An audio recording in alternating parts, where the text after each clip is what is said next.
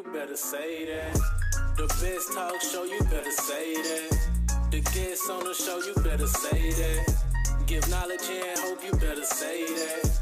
Outsider, that's the host, you better say that. Spread love and faith, you better say that. God steer away the hate, you better say that. We all gonna be great, you better say that. Work out passion, not pay, you better say that. Oh yeah, you better say that, say that. Oh yeah, you better say that. Oh yeah, you better say that. You better say that. The best talk show, you better say that. Hello and welcome to the You Better Say That talk show. I'm your host, Alzada Florence, and I am so excited that you took the time to join us today. Today, our guest is none other than Coach Johnnie Harris, all the way from Auburn, Alabama, better known as Coach J. She is a head women's basketball coach at Auburn University. She has been coaching for over 20 years and 18 years at the National Division I level. 1 national championship, 2 national finalists, 9 Sweet 16 appearances, a National Assistant Coach of the Year award, the Betty Ford Service Award, the Black History Difference Makers of the Year award. Wow, what a resume, Coach J. Thank you so much for being here today. Thank you for having me. This is amazing. Thank you. Thank you. No, thank you. I'm so excited that you agreed to come and you want to sit down and just talk about what you do and how far you've come and where you started, and then not only that, but where you're going, right? Absolutely. It's been an amazing journey, and I would say I would not be here if it wasn't for my Lord and Savior Jesus Christ, because he put me on this path. Come on now, you better say that. Anytime you want to say, you better say that, you can say that, okay? But you know what, it is him. He gives us the grace, he gives us the ability, and he gives us the talent to do what we do. And always grateful for God, because Absolutely. he's been faithful to us, and we have to turn around and be faithful to him, you know, because he has plans for us, and evidently he has plans for you. Yes, and his plan was not my plan. Come on now. But, I am just so grateful that I had a mother and father that, instilled in me and taught me how to understand when the Lord is calling, and knowing that you have to answer. You don't have to, but you need to answer. If you want to fulfill your destiny, you need to answer. You better say that, girl. You talking good. Now I'm about to get teary-eyed over here. That is so important, and I think that parents should make sure that they instill that in their children growing up, because they need a foundation to stand on, a foundation to build on. And they took the time to direct you and guide you and make sure that God was embedded in your heart when you went away to school, when you and then as you was able to as you began to enter life, you had that foundation, and you built on that. Absolutely. My son, he played college football, but when he was in the 9th grade at Opelika High School, I had a vision. Matter of fact, someone was doing my hair. I think it was Cassandra. She was doing my hair, and I dozed off and went into a sleep, and I went into a vision, and I saw him in the 9th grade now playing college football. Wow. Yeah, and so I knew that was God's plan for him, and so God would just direct you, and he'll lead you in the way that he wants you to go, and he has a future and a hope for us. So he was able to walk that out, and coming up to his senior year in high school football, I was just praying, okay, God, you have this plan for him. Where do you want him to go? And in prayer one day, I heard God say, I thought what he said was Knoxville, but come to find out later as we went through the recruiting process, it was in Clarksville, which was Austin Peay State University. Okay. We never heard of, but it was in Clarksville, so I knew that Ville was there, and so this is it, and we went to visit, and the rest was history.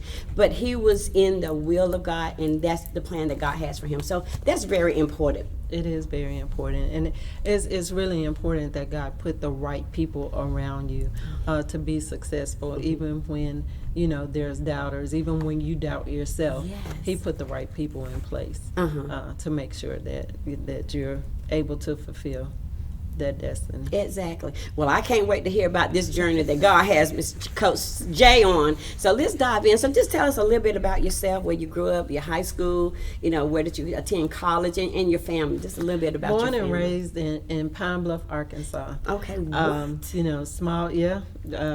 Small city in Pine Bluff. It was, I went to school at Watson Chapel High School. I grew up in a very, very humble. I had very humble beginnings. So, but the thing that we always had is I had a praying. I had a mom who get in the closet and pray. So that's my girl then. Yeah, mustard seed faith having mom. That was my mom. And so we always had a lot of love. So when you have that much love around you, you don't know about things weren't as important. But once you grow up, you realize, we didn't have nothing. But it was okay. I would not trade my background for anything. Yes. But I went to school and played basketball, and as much as my mom, I knew she loved me, she had my back and all of that, but she never got a chance to come and see me play. Even as a coach, she didn't get a chance to see me play. But I know she was praying for me. I know she was supporting me. And the same with my dad. They never got a chance to see. I had older parents, and I was very well supported, even though they were not there physically. Played basketball. So did you play in high school as well? I did play I played basketball in high school. I ran track in high school. As a matter of fact, I am in my high school Hall of Fame for both basketball and track. Isn't that wonderful? Yes, what an accomplishment. So pretty successful. And then I started out at college right there in Pine Bluff. I started out, the summer after high school, I got a job because I really wanted to, my parents weren't together. They were both in Pine Bluff, but they weren't together. But, sure. And my mom had a disability, so I just felt like I needed to work and try to help her out a little bit. So I was in school part-time and working part-time. Okay. And then I eventually went full-time.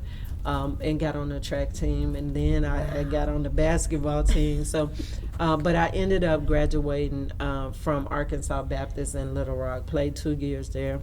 Okay. Won the first and only championship in Arkansas Baptist history. Yeah, we were in AIA school, so won that only championship there. Oh wow, powerful. And then I ended up going to grad school at UALR, which is how I got into coaching. Okay. So that was the foundation. That was the foundation. So was it a love or a interest or passion or just something that was instilled in you that made you want? What was it that made you want to coach? To be honest with you, my love for basketball and getting into coaching was probably my high school coach. Yeah. Because he and his family were more than coaches. They were like an extended family. Like I didn't have, my school was a long ways away, and they would pick me up. Sometime I would, go to their house after school when we had a game, when I couldn't get back home and back to the gym. And his wife was, she was so welcoming, just the sweetest person. And then his kids were, his daughter was my teammate. Exactly. Yeah, so just having that person, my high school coach helped me get my first job, which helped me get my first car. So he was more than a coach. He was, he was somebody that really cared about his players. So when I was called to be a basketball coach, that did play a big part into it. I am in tears over here because it's important that we have people in our lives to help us along the way. Absolutely. Especially when it's needed. Yes. And God just aligned those people to help you to get to where you are today. Just think if you had not had the coach, his wife, to help you to get back and forth to school. You could have been a dropout. You could have lost hope. Yes. You know, you could have got discouraged and, you know, went into a depression or anything. And just gave up. Yeah. You and know, it was tough. I was just fixing to say, I know that it had to be hard, you know, and with your mom and dad not being together, mama probably had to work and take care of everything at the house, you know, but she still allowed you to go and chase your dream. And do what you know, needed to do and even wanted to do, you know. And at that age, I'm sure in high school, you wasn't for sure where basketball was going to take you. No. But it was instilled in you. And your mentor, in a sense, your coach, your mentor, kind of guided you through that. And you saw what he did for you, and you wanted to give back. Right. Pay it forward. And to be honest with you, you know, when I went to grad school, I volunteered with the basketball program. I did not want to be a coach at that point. I wanted to be an accountant. Oh, like I good with that money, Miss Johnnie. I love math. I was doing taxes. What? Yes. So, oh my goodness. That was what I wanted to do. I graduated with a business degree. I wanted to open an accounting business, and that's what I wanted to do. And I was approached, you know. But one way that I always gave back was I would work out kids in my neighborhood, and you know, I would find ways to help keep them motivated because you know, my coach found ways to help, you know, to help me. So I would pick out the kid that was the most likely to not make it. Yes. And I would tell them, you know, if you don't get in trouble for a week, because 2 weeks was going to be a stretch. Right. But don't get in trouble this entire week. Oh my I will goodness. take you to a UAPB game, and you know, that was those huge games, for them. And we would sit right by the band, and it may take every dime I had to get him there, but I was going to get him there, and I was going to take a friend with him so he can really enjoy himself. So I used to do that and take kids to games. I used to work out kids. I would rent out a space in gym, take them, work them out, and then I was working out this one young lady, and she had a lot of talent. So I wanted to. You know, I called some coaches, some junior college NIA, to see if I could get her a tryout. And so I called this one coach, and we met him at a restaurant. And in the middle of the conversation, he said, "Hold it, who are you?" And I was like, "I'm nobody." You know, she didn't have. She didn't have the mom that could do that for her, and I don't think she knew her her dad at that time, but. You know, I was like, I'm nobody. I'm just trying to help her get in school. She's really good, and it'll be worth your time if you would. And he said, well, I don't know if she's any good at all. His name is Lewis Horton. He passed away a couple of years ago, but he said, I want you. Oh my goodness! I have a position coming open on my staff, and I would love for you to come and be one of my assistants, because you'll be a heck of a recruiter. Oh my goodness! And I was like, God. No, sir, thank you. I want to be an accountant. I know what to expect with numbers. That's right, not coaching. Like, I know 1 + 1 is always going to be 2. Yes. I don't know, these girls, you never know what you're going to get. That's right. No, sir, thank you. And so anyway, I went home and I told my mom, and she was like, well, what if that's what God has for you? And I was like, first of all, I have a soft voice. And I do. Yeah, I was like, and I didn't, and I looked at leadership as being, and brutal. You know, this is me at the time. I'm thinking, you know, leadership has to be, you know, tough and loud and yelling and screaming, and that's not who I was. And I was like, I'm number one. You know, if I'm gonna recruit these kids, I have to be a leader. Yes. Well, I didn't feel like I was a leader, so I wasn't going to be in that. And my mom sit me down. What did She mama was like, say? My mom say, do you remember when you were 12 years old and you were going to be a Sunday school teacher, and pastor told you were going to be Sunday school teacher That's over right. the little kids? That's right. And she was like, what did you do? So long story short is I didn't have any, it wasn't very many young kids in there for me to teach, but I was very competitive. That's right. And so back then, you had the banners that you got for attendance. You had the banners that you got for offering. And so if you had the most attendance, you would get that banner. If you had the most offering, you would get that banner. Exactly. So I was like, you know what? If I got to do this, I'm going to get one of them banners. I had to figure out how to get one of them banners. So I went around the neighborhood and I asked people if their kids could come to Sunday school. And so I got this big group to Sunday school, and I still did not get it. The old people still got the banner. The old people got it. They got it, and then I was like, what do I have to do to get more kids? Right. So then the next week, I would always go and do things for people, so they would pay me a little change. So I earned some money the next week. I went and got those big cookies. Yes. Those cookies you could get like two for a nickel. Yes. The big windmill cookies. I remember those. I got those cookies, and I let them see it. So on Friday before school was out, I was like, okay, we're going to have these cookies at Sunday school. Right. So they started telling people, and then that next Sunday, I had a big, my class was packed huge, out. And we got that banner. So then I was thinking, now I'm 12. That's right. And so then I was thinking, okay, I got all these people in church. What am I going to do? Yeah. So I turned them into a choir. We had, we did programs. We did Easter programs. Oh my goodness! And it was just the most amazing thing. And I was leading it, and my mom said, "That is a leader. That's exactly right. That's a leader. With the that's small a teacher, voice. And you're very competitive." Yes. And she said, "This is what she told me that was very impactful. You don't have to be like anybody else. You don't have to sound like anybody else. You don't have to talk like anybody else. You don't have to yell like anybody else. You don't have to coach like anybody else." That's right. She said, you open your mouth, and if this is what God has for you, He's going to direct you through it. And you will be just as successful being you. So, I have a lot of people now saying, you never yell, you never do this. And I do, now. I don't know where it comes from, but when I get mad, they know it comes up a little bit. But what I have learned is to stay true to myself, and I let Him lead me. So when I get when I get in a tight and there's something that I don't understand or something that I think is not fair or whatever, I go to Him. I fast. I had a fast this year during my season, and when I tell you, it turned out the way it needed to. It needed to turn out. So that's where.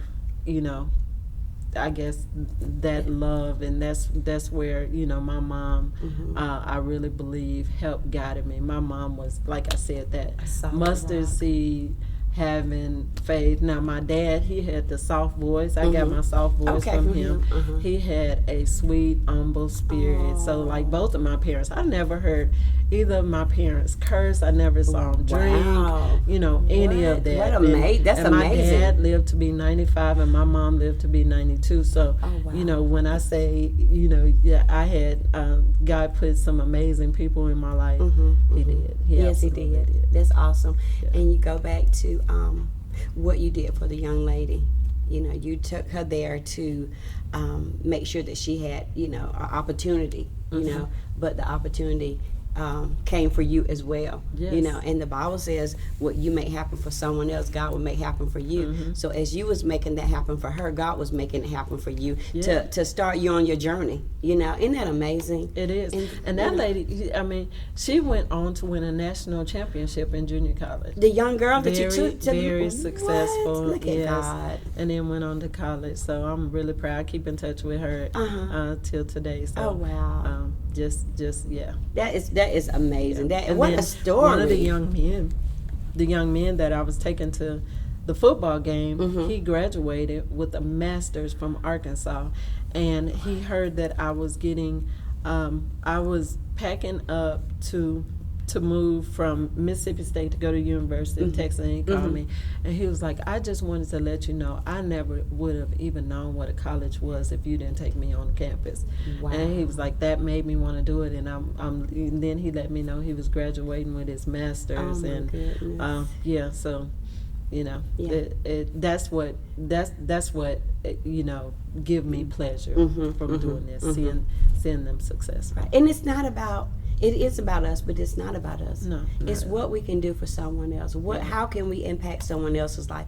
How can we help change someone else's life? And then I like what you said about you would go into the community, but you would find the person that would least be successful, that you thought would be the least had, you know, opportunity. Because some kids have mom, dad, money, and everything, but you went for those that didn't have the whole package, you know, the least, you know, and then to help them to get what they need to. That is, you know, them bad kids. Them baby kids, the baby kids. Yeah, you know, nobody really want to deal with them. Yeah. That's who I want to deal with. That's right. Come on, now the underdog. Yeah, and I guess I'm competitive like that. Yeah, I'm like, okay, I'm gonna get you. I'm gonna figure but it out. It showed up in Sunday school, right? It did.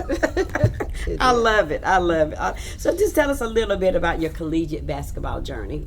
We've probably talked about some of that, but you know, if you want to just add a little something in it, because this is just so good to me. I tell you, I'm enjoying it. So go ahead, tell us a little bit about it. Like I said, I went and I was running track at UAPB, and then I joined the basketball team. But you know, that team was already really put together. Okay. So I didn't really get much opportunity, but then we played against a team in Little Rock, Arkansas Baptist College, and they were an NAIA team. And that coach, you know, after the season, actually my best friend was gonna go, and she had a scholarship there. Okay. And I went there with her. I actually took her there, and you know, I asked if there was another scholarship opportunity, and we got on the court, and you know, he was like, absolutely. And so, you know, the rest is history. Like I said, we went there, ended up winning a championship there, and I ended up playing. I ran track there. I played softball there. What? Miss Johnnie, you have done it all. Yeah, I've done it all.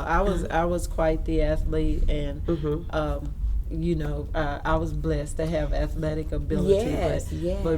But really, it was, you know, that coach was a lot like the coach that I had in high school. Yes. So, you know, I just felt like, you know, that was home. And so he, you know, he just helped me. And I mean, he every once in a while now, he still call me and check on me. And, that's good. You know, you could tell that he's very proud. So lasting relationships. Absolutely. So, you know, that was pretty much my collegiate journey. Okay, that's good. So how did basketball shape you into the woman and the coach that you are today? How do you feel like it changed your life and shaped you and molded you? Because you're successful. Yeah. You know, this is my first time spending this much time with you, but I see greatness. I see how you got to where you are today. Well, I would say, you know, like I said, when you grow up and you know, I say humble, but we were poor.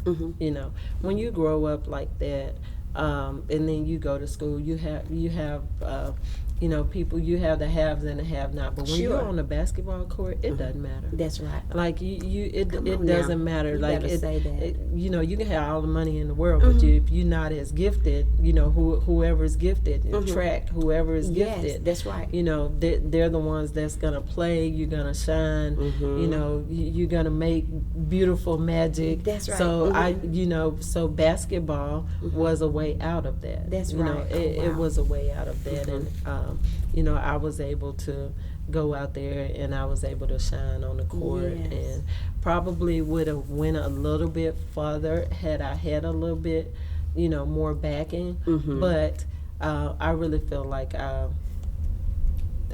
was where I was supposed to be. So you know, that's just how it shaped me. You know, it just made me realize that you know, there's more. It didn't matter. You don't have to be rich to be able to be on a big stage. No, you do not. No. And to always be, you know, be appreciative and grateful. And, you know, my mom, she, you know, like I said, she was praying and mustard seed and having faith. And my dad was the one that used to say, faith is good. My dad was a Christian. Faith is good, but God is not going to throw a loaf of bread out the sky. You got to go to work. You got to go to work, because you don't work, you don't eat. I like if that. I could go back right now, I would say, you better say that. but yeah, so goodness, that's good. but he that was one of the things that he instilled in me, that you go out and work, you do, and you can be successful, and can't nobody what God has for you is for you. Can't nobody stop that. No, exactly. Yeah. Wow. Well, you have been between mom and dad and basketball and the coaches and the mentor, they have really poured into you, and then the plan that God has instilled in you, you have become an awesome woman of God. Yes, and a coach. So why coaching? What is it about coaching that compel you to just continue to do what you do? Like I said, giving back, making sure that these young women have an opportunity, because it gave me an opportunity. And and when I started coaching as an assistant, when you're an assistant, you're in charge of academics and all the other little things. You're in charge of recruiting. So when I got hired, it was first thing, it was recruiting. Okay. But academics was also important, because these women, they don't get that. You're not going to get out of college and get $1 million just like that. So you have to be able to have something to rely on. So just making sure that that they were equipped when they did leave. When they did leave, making sure that they were professional, both on and off the court. So, very good. Very good. Yeah. We're going to take a quick commercial break, and we'll be right back. You better say that. The best talk show, you better say that. Hey Auburn family, this is Coach Jay from Women's Basketball. I want to personally thank you for everything you did for Auburn Women's Basketball this past season. You guys were phenomenal. The energy, the excitement you brought into that arena just make our players want to play harder, want to go harder, and we want to do more this upcoming season. So please come out, support your women's basketball. They are working very hard for you, and we're going to put a good product on the floor, and we're going to be ready. So I hope you're ready. We love you, War Eagle. You better say that. Welcome back, and we're going to continue with our special guest, Coach Jay. And then that mentorship, showing them the way, because a lot of times when you have young women coming from, like you said, maybe a broken home or a bad situation, but they was able to make it to high school, they was able to make it to college, and they need that mother figure, they need that leadership figure, and I feel like that's what you've been to a lot of people, because sometimes coaches become the dad, if it's a male, or a mom, a big sister, if it's a male. If it's a female, but so mentorship in a sense, to kind of help guide them in a sense, for absolutely, life. And that's important. That's why it's very important who you put around. Yes. So your assistant coaches, your trainers, it is very important that all of those people share the same vision that you share. Amen. And that you're putting good people around your players. Very good. So what does it mean to be Auburn's head coach women basketball? It's amazing. This is my first head coaching job. Yes. And here's the thing, I've never applied for a job. Excuse me? No, I haven't. I didn't apply for this one. Like, I got a phone call. Oh, so I've never applied for a job. So when I tell you that this is it, I just knew that this was the place that I was supposed to be. And I wasn't even sure that I was gonna get this job. They called me and asked me if I would talk to the AD. This was on a Tuesday night after we lost in the Elite Eight. We were in the NCAA tournament, and I had a message on my phone to call the search firm, and I called, and she asked me if I was interested in talking to them, and they wanted to talk the next day. Wow. At 1 o'clock. They were in a hurry, like, okay, Yeah, we and need so- somebody like right now. Yeah, and so we were in the second game that night, so it was we started playing late, and I don't know, it was late when I got the phone call. This was the year that everybody was in San Antonio, so we were in the bubble. Yes. So then, once you lose, you have to leave. That's right. So we had to feed our kids after the game. We had media first, then we had to feed our kids, then we had to, pack up. Yes. And then drive the bus back to Austin. And so I don't know. We got there at wee hours in the morning, and then we had meetings the next day, starting at 8 o'clock with our players. So we got done with those meetings at 1, and my interview was at 1:30. No. So I had no time to prepare for it. Oh my goodness. So I was like, you know what? I don't. I really didn't think but I felt like it would be a good opportunity. Exactly, to interview. no doubt. So I got on. I let them know that I didn't have an opportunity to prepare for this, but so what they were going to get was raw, authentic. That's right, exactly. Hey, and we had a conversation. And just from that very first conversation with them, I just knew, like, I felt really good about it. And then that night, the lady from the search firm called me back, and she said, they loved you. And I was like, really? Because we talked like we're talking now, and it was on Zoom. Yeah, wow. So then they asked if I would get back on the phone with them on Zoom the next day. I got on Zoom the next day. And after that, he said, I need you to talk to my president tomorrow, and if he give me the blessing, I want to name you the next head coach. And the so rest is history. That's how it happened. That is totally amazing. So you know that was God ordained. Yep. And I know it was God ordained because before that, when I first went to Texas, I said a prayer, and sometimes, and this may be a little bit different, but I talk to God like He's right here. Of course. And I was like, look, I am not. He's right here. I am not putting myself out there because I had interviewed, somewhat of an interview at Mississippi State, where I had been for 9 years. Yes. Oh my goodness. And I wasn't really pleased how that ended up, but.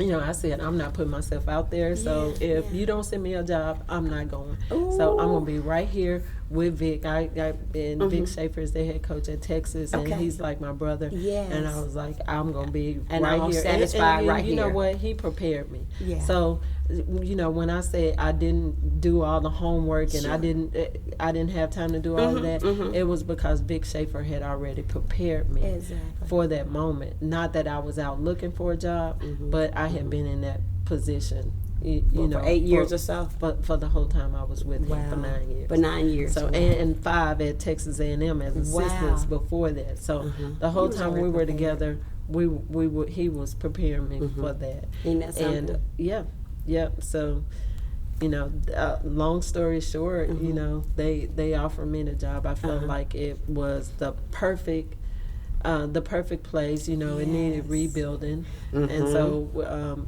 so now you can put your own stamp on it. That's right. Yeah, you have stamped it. Yeah. And then God has validated you. You came, you turned the program around. You're doing a great job, and your spirit is just amazing. I see why you got the job.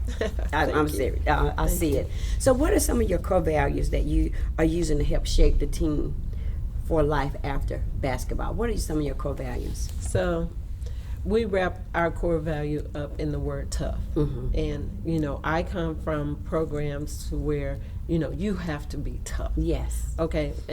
But toughness doesn't just mean physical. Sure. Toughness. You have to be tough, hard-nosed, physical, and aggressive to be able to play. To be able to play in the SEC, but to be able to play at this level, you have to be there. But you also have to be there. So we talk about the T in tough as being tough, hard-nosed, physical, and aggressive. And that doesn't mean we're out there. We just want to be out there fouling people or doing all that. You know, to get to your right spot. Sure. To be able to take a charge. All of that. You have to be tough. You have to be aggressive, physical, to do all of that. And mentally. You have to be tough to take the right shot. You have to be tough to go up to the free throw line and make a shot. So that's, you know, tough, that's the T. The O is on this, and we use on this because, you know, and my players, the first thing they wanted to say, well, why didn't you say ownership? Like, that's just easy. Why you say own this? And what I told them is, like, you own, like, you have a pair of shoes in your closet that you own that you probably hardly ever look at. But when you have an ownness of something, come on now, that's something that you're going to fight for. That's something, and I want you to have an ownness of Auburn, have an ownness of Auburn women's basketball. That's right. Of this program. You're going to love it. You're going to fight of each other. You're going to love it. You're going to fight for it. You're going to do everything you can to make sure it's up at the forefront and that it is taken care of. Yes. So we're going to have an ownness. Okay. And then the U is for unbreakable bond. Oh, I love that. You know, our unbreakable bond is there are going to be some tough days. There are going to be some tough days ahead. And you have to stick together. You have to be together. When somebody's on that floor, I need the other four going over there picking them up. That's Not just walking over there, rushing over there to them to pick them up. Just to make sure that your bond stays right here. And we do a lot to create that. You know, a lot of team building stuff to create that. But we want them to have that bond. That's good. And the G. The G is for giving. So, you know, I am big on service. I'm big on sacrifice. Like, you have to be, you know, you have to be tough to be able to just get out in the community and give and do, you know, after a game when you're tired, you done played all those minutes, but you got a little kid or you know, any person coming up to you wanting a picture, wanting an autograph, to stand there, to smile, to love it, to appreciate them for coming there. You have to, you know, you have to be given to be able to do that, to serve each other, to take a charge for each other. You have to be given. So that, and then the H is for honesty. And that's the humbleness, that's the integrity that you have for the name on the front of your chest as well as the name on the back. That's like right. You have to have that, and you know, you just gotta protect. You know, this is yours. This is your school. This is your program. That's right. So you have to, you know, make sure you treat it with integrity. You treat you know, it's what you're doing when I'm not watching. Right. You know, exactly. it's easy to do right and do the right things or tell me you're doing the right things. But what are you doing literally when we're not watching? That's right. That's you know? right. So that's good. That. Those are words to live by. They are words to live by. I have to tell them all the time. This is not a. We were. I have my armband on right now. They have tough, and it tells them who are we. We're tough. We're tough. Who are we? And we're tough.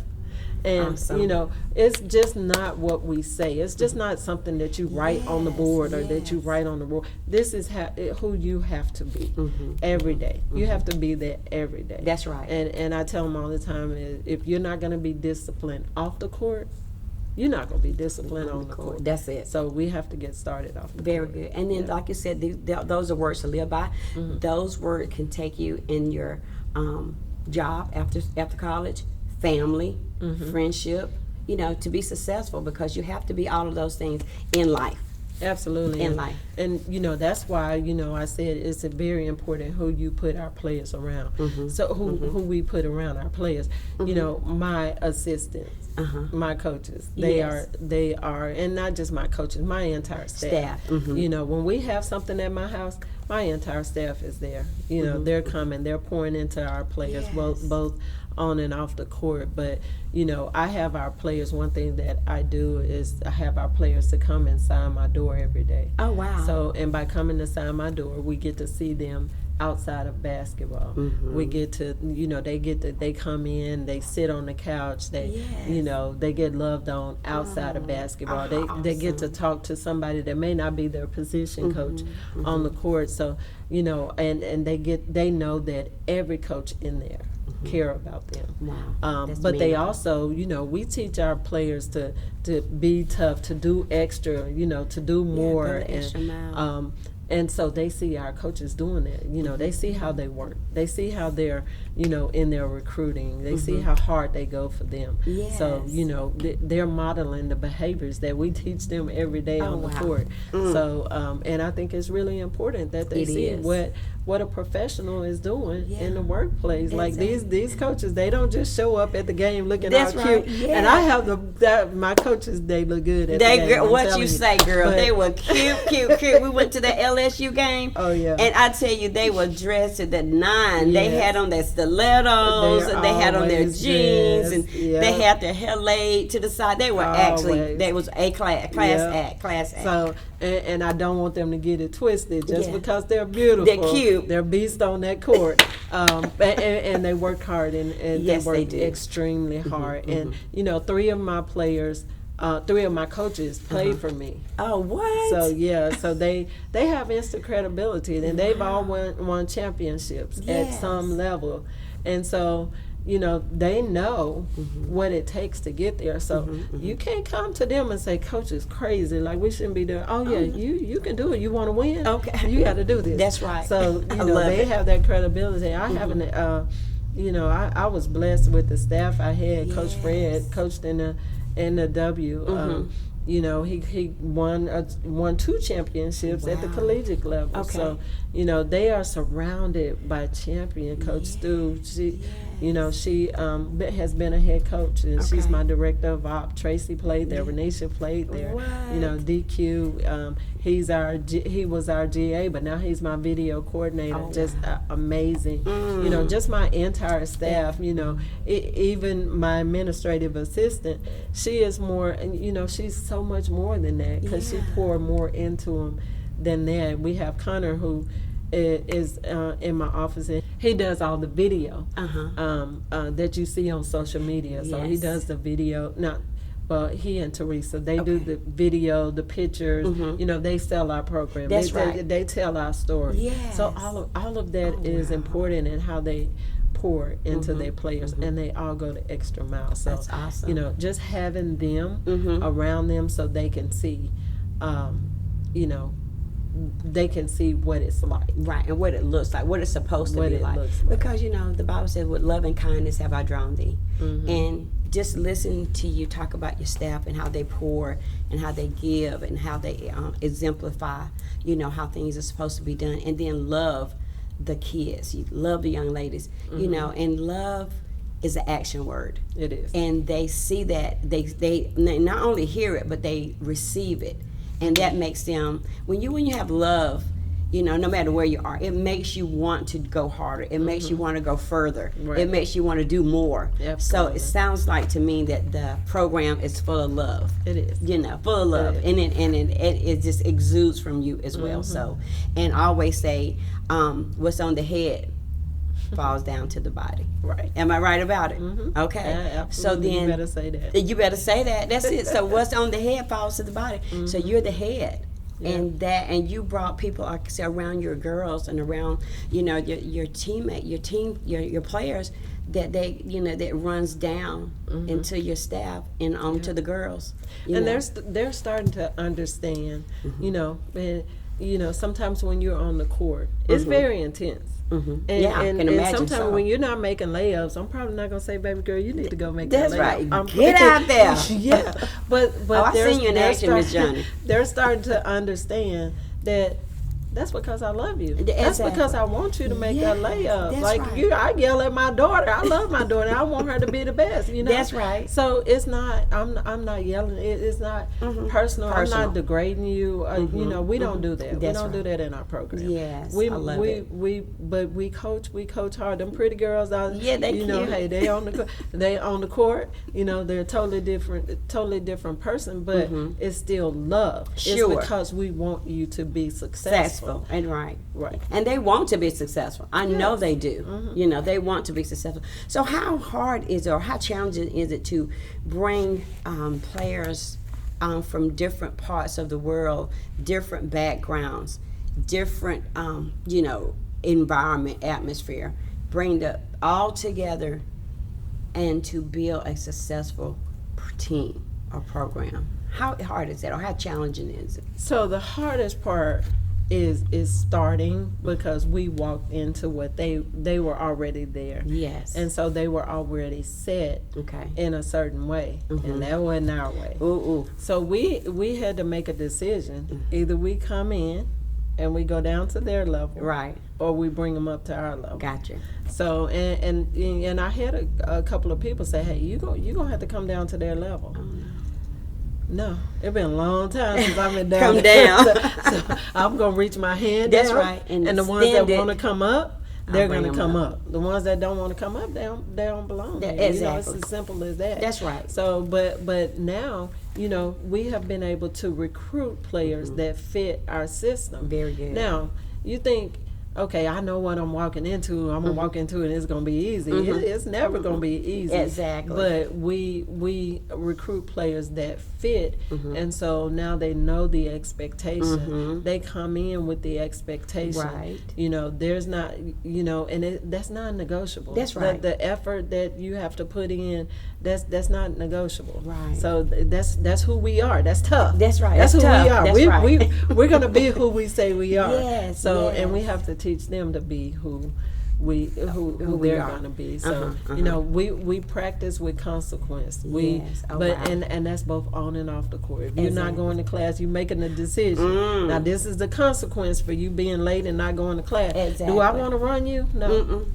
But so you making a decision that this is what you want to do by laying up, oversleeping or whatever. You better go to bed on time if That's you don't right. want this consequence. That's right. So, but the thing is that I've found is when you are, when you say you're gonna do something, Yes. you have to do it. You need to do and it. they will respect that.